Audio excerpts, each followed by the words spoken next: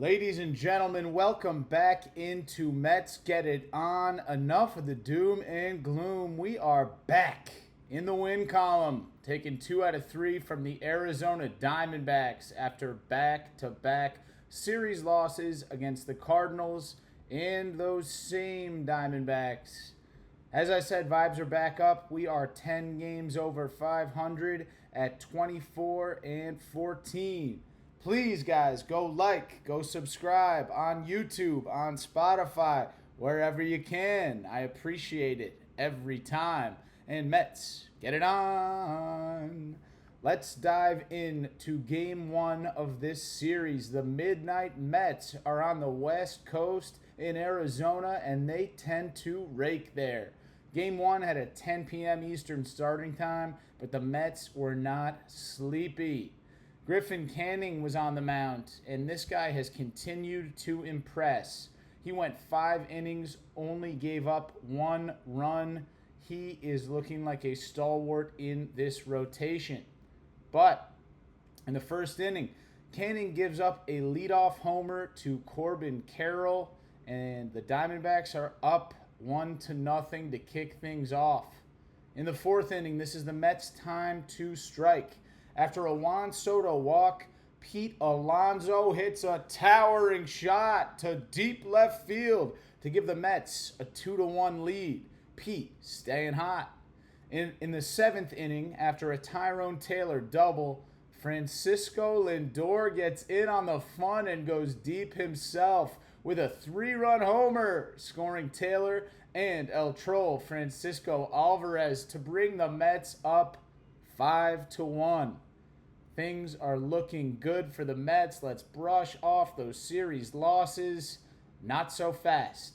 Dedniel Nunez was just called up from Triple-A, and Dedniel, who was one of the best relievers in baseball last year, came in and he struggled. We're not a fat-shaming pod, but it looks like Dedniel may have put on a solid 10 to 15 in the offseason, and he's got a ways to go. He did not look good in this one. Nunez gives up an RBI single to Josh Naylor to bring the score to 5-2. Then, Eugenio Suarez rips an RBI single to score 2. And just like that, the Mets' lead is cut to 5-4. Now in the 9th, Edwin Diaz comes on, and immediately, things are not made any better by Alonso making a throwing error to bring Alek Thomas to first with the game-tying run. From there, you'll see one of the best throws and tags from a catcher to a shortstop that you're ever going to see. Francisco Alvarez throws an absolute seed to Francisco Lindor to throw out Thomas at second. He grabs and makes a swipe at his back cleat. And unbelievable, man. A lot of people are saying Javi Baez kind of created this tag, but really special. And just a side note, the Mets have been unbelievable at throwing out base runners all season. Luis Torrens actually has more throws out to opposing Steelers than Steelers leaving safe. He's been an issue, and Alvarez was not about to be upstaged. That throw was massive, and that tag was massive. From there, Edwin Diaz gets Perdomo to fly out to left. Then he strikes out Corbin Carroll, and the Mets win 5-4, taking the opener. In Game 2, we see David Peterson facing off against Zach Gallen for the second time in a week. The 3rd inning was the Mets' chance to strike off Gallen, who had just diced us a week ago. Now in the 3rd, Francisco Alvarez singles to right, Lindor walks, then Juan Soto walks, bringing the absolute RBI machine, Pete Alonso, up. Pete Alonso draws a RBI walk with 2 outs to score a run to give the Mets a 1-0 lead. And we've got a great situation, bases loaded. Starling Marte comes up to the dish. This was one of the worst at-bats you're going to see all season from him. He looked completely feeble. He strikes out looking with the bases loaded to end the Mets' threat. After that, Zach Gallen got his confidence back, and the next 9 Mets would go out in order. In the 4th inning, Peterson gets into some trouble, gives a leadoff double up to Randall Grichuk. Then he walks a Eugenio Suarez. Josh Naylor grounds into a fielder's choice. Perdomo has an RBI ground out. And the Mets have given up their lead, and the Dbacks take a 2-1 lead. In the 6th, still off Peterson, Julius Gurriel hits a deep homer to give the D-backs a 4-1 lead. This is followed by another sac fly by Naylor in the 7th. The D-backs take a 5-1 lead. The Mets really seemed to struggle offensively after Marte came up and had that weak strikeout looking and just couldn't pick things up. And unfortunately, the Mets go down and lose the game 5-1. Now, in the rubber game of the series, we had our king, the Ghost Fork Slinger, Kodai Senga, facing off against Merrill Kelly. Senga did not have his best stuff. He walked 5 over 6 innings, but he gutted this out. Incredible performance, given the fact that he did not have his command. He goes 6 scoreless innings to bring his ERA on the season down to a 1.16. That is not incorrect. That's a 1.16, second lowest in the National League. This guy has a real shot to be in the hunt for an NL Cy Young if he can stick with the way that he's been pitching all season. And this was a frustrating game, after last game where the Mets bats died. There's no runs through 5. Offense looks tight. People look tight, and they need something to bring our squad back to life. Juan Soto comes up in the 6th, hits a monster shot to center field to get the monkey off his back and give the Mets a 1-0 lead. From there, in the 7th, after a Luis Torrens leadoff double, Luisangel Acuna singles to center, and McNeil triples to give the Mets a 3-0 lead. I cannot speak highly enough about this kid, Luisangel Acuna. He is on fire this year. His batting average is near 300. That trade for Scherzer looks worth every penny of the money that we gave up, as well as Scherzer. Really pumped with what we've seen from Acuna thus far. In the 8th inning, Juan Soto comes back to the plate. My God, folks. He does it again. An opposite field homer to left for his 2nd of the game to give the Mets a 4-0 lead. Jesus, Soto. Let's get hot, and let's take this momentum and run it through the rest of the season. After a Corbin Carroll homer, the Mets score 3 with a Lindor 2 RBI double.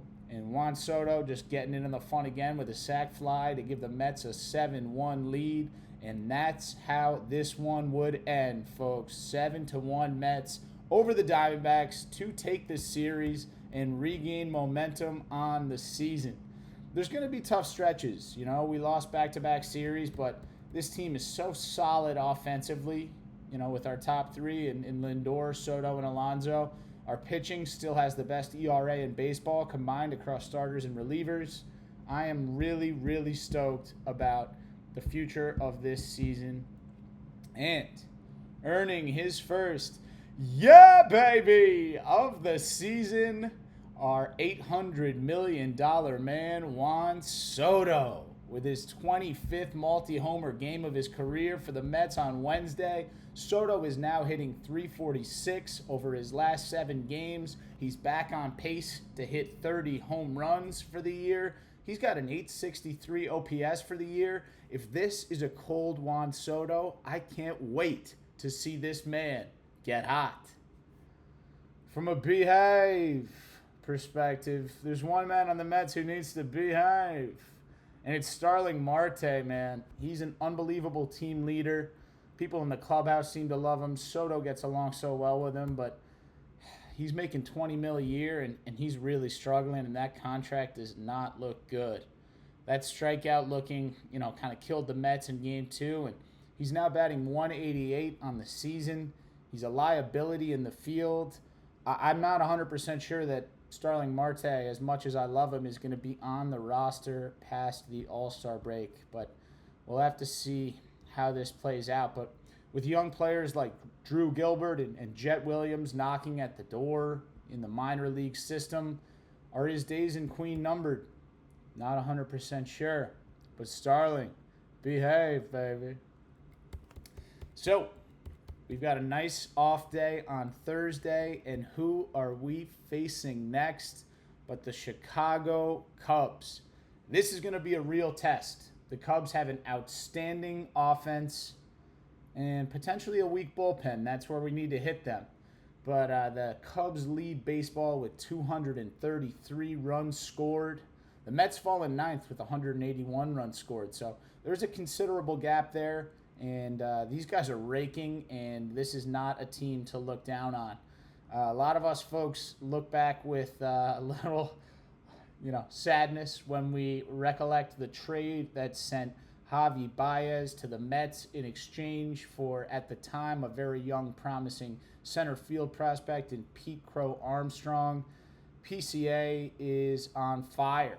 He has 9 homers and 27 RBIs while playing Gold Glove center field. I think it might be safe to say he's the best defensive center fielder in the game.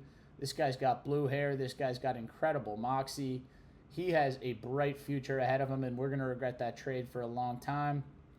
But, things happen. He actually turned down a 7-year, $75 million deal in the offseason, and he looks very smart for doing so. He is looking like a future kind of perennial all-star potentially. I might be getting too hyped on him, but, this guy can hit, and with that glove, damn, that plays. So we will see. PCA is going to he's become kind of our next Jared Kelenic after everyone was upset that we gave up Kelenic in the trade with Diaz. Kelenic hasn't really panned out, and Mets fans tend to focus on these sort of things, so PCA's got to, we're looking at his stats closely, and we're going to be talking about him for years to come.